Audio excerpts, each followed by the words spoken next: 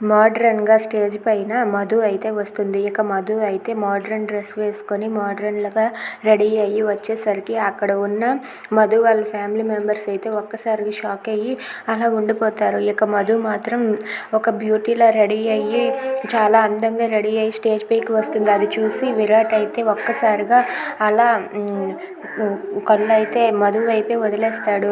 ఏంటి మధుయేనా? ఇంత అందంగా ఉందా మధువా?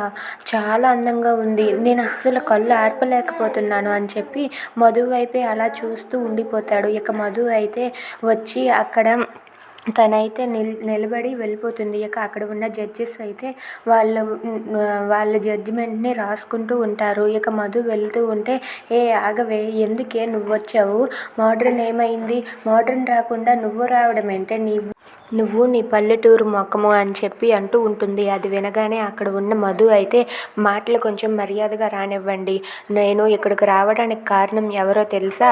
మోడ్రన్ లేక ఏం చెయ్యాలో సార్కి అర్థం కాక సారే నన్ను ఇక్కడికి రమ్మన్నారు.